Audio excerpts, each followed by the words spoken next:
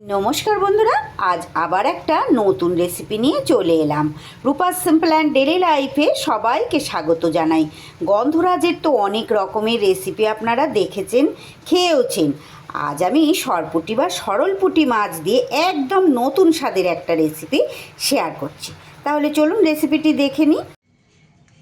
নিয়েছি এখানে আমি 300 গ্রাম সরলপুঁটি মাছ। এগুলো আপনারা অন্য কিছু নামে চেনেন কিনা জানি না বন্ধুরা, আমরা এগুলোকে সরপুঁটি বা সরলপুঁটি বলে থাকি। খুব বড় বড় না, তবে খুব ছোটও না, এই রকম মাঝারি সাইজের পুঁটি মাছগুলো আছে। আর এখানে নিয়েছি দেখুন 3-4 কোয়া রসুন, আর আমার স্বাদ অনুযায়ী কাঁচা লঙ্কা, আর এই যে গন্ধরাজ লেবু একটা আছে, তার সাথে 2টো পাতাও আছে। আর নিয়েছি একটা মাঝারি সাইজের পেঁয়াজ। সবার প্রথমে আমি যেটা করব, মাছটাতে আমি পরিমাণ মতো নুন আর হলুদ খুব সুন্দর করে মাছগুলোর গায়ে মাখিয়ে নেব। এটা তো মাছ রান্না করার সময় সব সময় করতে হয়। কিছু কিছু মাছে আমরা তেল মাখাই, তবে এই মাছে তেল মাখানোর দরকার নেই, শুধু নুন আর হলুদ মাখালেই হবে। অত্যন্ত লোভনীয় আর একদম ভিন্ন স্বাদের একটা মাছের রেসিপি আমি কিন্তু আজ শেয়ার করব। সঙ্গে থাকুন বন্ধুরা। মাছে ভাতে বাঙালি মাছ তো খেতে খুব ভালোবাসে প্রায় মানুষই, আমি তো ভীষণ ভালোবাসি মাছ খেতে। আর একটু বিভিন্ন রকমের আইটেম আমি ট্রাই করি, আর সেইগুলোই আপনাদের সঙ্গেও শেয়ার করি। এইভাবেও আমি এই মাছটা 2-3 বার রান্না করেছি, তাই ভাবলাম আজ আবার যখন করব আপনাদের সঙ্গে একটু শেয়ার করি। তাই নিয়ে চলে এসেছি আপনাদের সামনে অতি লোভনীয় একটা মাছের রেসিপি। সঙ্গে থাকুন বন্ধুরা, পুরোটা দেখবেন, টেনে টেনে দেখলে কিন্তু বুঝতে পারবেন না। হয়ে গেছে, এটা আমি 10 মিনিটের জন্য এইভাবে রেখে দেব, আর বাকি উপকরণগুলো রেডি করে নিয়ে ফিরে আসছি। ফিরে এলাম বন্ধুরা আমি 10 মিনিট পর। এবার কড়াই গরম হলে কড়াইতে দিয়ে দিচ্ছি আমি রাইস ব্র্যান অয়েল। আজ আমি রাইস ব্র্যান অয়েলেই করছি, আপনারা চাইলে এখানে সর্ষের তেলে করতে পারেন। এই ধরনের মাছ ভাজতে গেলে কড়াইটা কিন্তু আগে ভালো করে গরম করে নিয়ে তারপর তেলটা দেবেন। তারপরে তেলটাও খুব ভালো গরম হলে তবেই মাছগুলো ভাজতে হবে।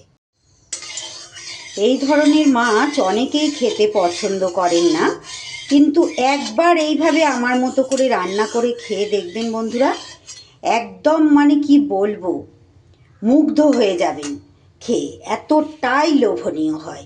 তেল খুব ভালো করে গরম হয়ে গেলে এইবার মাছগুলো এক এক করে দিয়ে আমি ভেজে নেব।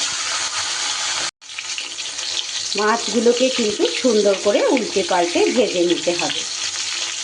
এই ধরনের গন্ধরাজ লেবু বা গন্ধরাজ পাতা দিয়ে যে এত সুন্দর মাছের রেসিপি করা যায়, না খেলে তৈরি করে আপনারা বুঝতে পারবেন না। মুখে আমি যতই বলি, আপনারা যতক্ষণ না ট্রাই করবেন ততক্ষণ যাই বলি সেটা কম বলা হবে। অত্যন্ত লোভনীয় হয় বন্ধুরা, একবার তৈরি করে খেয়ে দেখবেন, ভীষণ ভালো হয়। আর এই ধরনের মাছ যারা খেতে চান না, তারা কিন্তু এই রেসিপি খাওয়ার পর বারবার কিন্তু খেতে চাইবেন, এইটুকু আমি বলতে পারি। আমার আজকের রেসিপিটি ভালো লাগলে প্লিজ বন্ধুরা একটা লাইক করে দেবেন, ছোট একটা কমেন্ট করে ভিডিও শেষে জানিয়ে যেতে ভুলবেন না। আর ভালো লাগলে অবশ্যই ট্রাই করবেন, আর একটু বেশি বেশি করে বন্ধু বান্ধবের মাঝে শেয়ার করে দেবেন। আমার চ্যানেলে নতুন বন্ধু পুরনো বন্ধু সব বন্ধুদের অনেক অনেক স্বাগত, অনেক ভালোবাসা, আর অসংখ্য ধন্যবাদ যে সকল বন্ধুরা প্রত্যেক দিন আমার সঙ্গে থেকে আমার রেসিপিগুলো দেখেন। আমার আজকের রেসিপিটা ভালো লাগলেও যারা নতুন এসেছেন, আমার চ্যানেলটা সাবস্ক্রাইব করে আমার পাশে থাকার অনুরোধ রইল। আমি কিন্তু প্রত্যেক দিন এই রকম অতি সাধারণ জিনিস দিয়ে অত্যন্ত লোভনীয় রেসিপিগুলো শেয়ার করে থাকি। আমার চ্যানেলটা একটু ঘুরে দেখলেই আপনারা বুঝতে পারবেন। আর ফেসবুক পেজ থেকে যারা দেখছেন তাদের কাছে অনুরোধ, যদি ভালো লাগে আজকের রেসিপি, তাহলে আমার পেজটা ফলো করে দেবেন। দেখুন এইভাবে মাছ কিন্তু আমার ভাজা হয়ে গেছে। একটু কড়া করে ভাজতে হবে, খুব মচমচে না, আবার নরম করে ভাজলেও হবে না, একটু নরম জাতীয় মাছ তো একটু কড়া করে ভাজতে হবে। এই মাছগুলো কিন্তু আমার ভাজা হয়ে গেছে, এগুলো আমি তুলে নিলাম।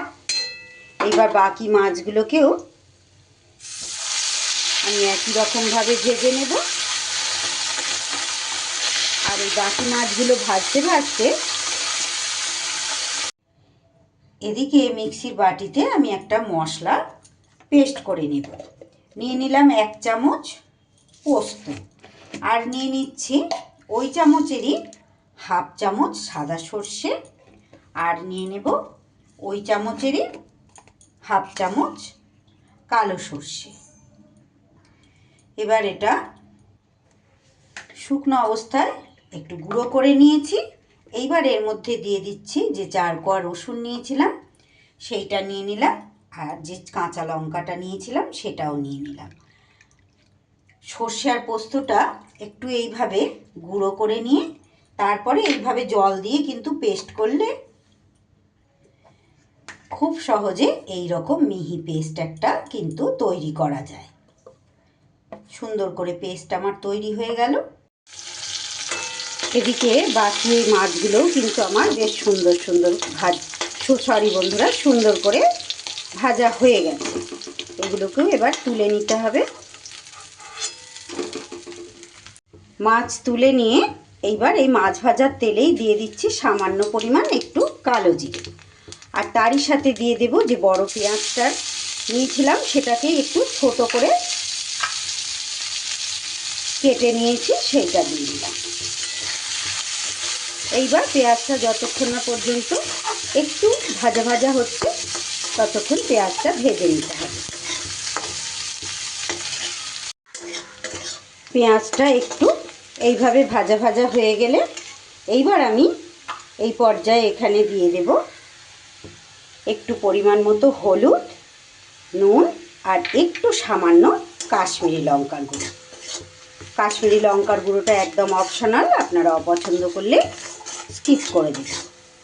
এবার একটু পেঁয়াজের সাথে নাড়িয়ে চাড়িয়ে নিয়ে অল্প সময় কয়েক সেকেন্ড নাড়িয়ে চাড়িয়ে নিলাম। নিয়ে এবার আমি এর ওপরে দিয়ে দেব যে মশলাটা পেস্ট করলাম, সর্ষে, পোস্ত, কাঁচা লঙ্কা আর রসুন, সে পেস্টটা দিয়ে দিলাম। তারই সাথে মিক্সির বাটিটা ধুয়েও একটু জল এখানে দিয়ে দিলাম। দিয়ে অল্প সময়ের জন্য একটু মশলাটা আমি নাড়িয়ে চাড়িয়ে কষিয়ে নেব। যেহেতু সর্ষে আছে খুব বেশি সময় কষানোর দরকার নেই। মশলা কিন্তু দেখুন সুন্দর করে আমার কষানো হয়ে গেছে। এই পর্যন্ত যারা দেখছেন হয়তো ভাবছেন যে এতে আর কি নতুনত্ব আছে, এইভাবে তো আমরাও করে থাকি। আছে বন্ধুরা, একটু সঙ্গে থাকুন, নতুনত্ব তো একটা আছে। এইভাবে আপনারাও তৈরি করেন আমি জানি, কিন্তু আমার রেসিপির মধ্যে একটু হলেও নতুনত্ব আছে। সঙ্গে থাকলেই আপনারা বুঝতে পারবেন। এবার আমি পরিমাণ মতো জল দিয়ে দিলাম, আরও একটু দেব। এটা তো ঝোল ঝোল হবে না, একটু মাখা মাখা হবে, তাই পরিমাণ মতো বুঝে জলটা দিতে হবে। একটু গ্রেভিটা ফুটে যাওয়া অবধি অপেক্ষা করব। 2 মিনিট ফুটিয়ে নেব গ্রেভিটা। 2 মিনিট কিন্তু খুব সুন্দর করে গ্রেভি আমি ফুটিয়ে নিয়েছি। এইবার ভেজে রাখা মাছগুলো দিয়ে দিতে হবে। ভেজে রাখা মাছগুলো দেওয়ার পর এইবার যে শুরুতে আপনাদের দেখিয়েছি বন্ধুরা,